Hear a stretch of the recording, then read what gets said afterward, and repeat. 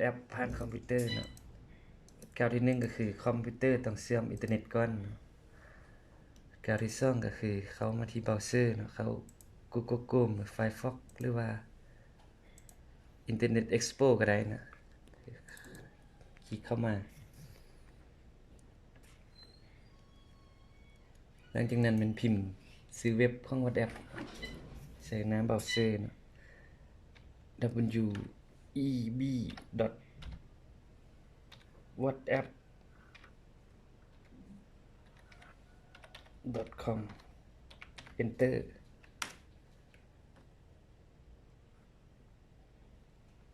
มันจะปรากฏ QR code ให้เราสแกนเนาะเราทำนึงนี่เนาะจะปรากฏ QR code ให้เราสแกนเนาะหลังจากนั้นมันเรามาเข้า WhatsApp ของเราเนาะWhatsApp นี่เนาะเข้า WhatsApp แล้วก็เข้ามาตั้งค่าเนาะแบบ iPhone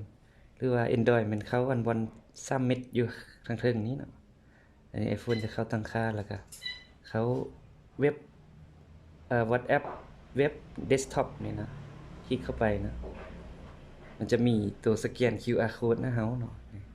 หลังจากที่สแกนแล้วมันจะเข้าลิงก์อัตโนมัติก็สามารถส่งเอกสารได้เนาะจะส่งหยังก็ได้เนาะนี่เนาะส่งรูปหรือว่าส่งเอกสารก็ได้เลือกเอาข้อมูลที่เราต้องการส่งจุดนั้นนี่เดี๋ยวเดียว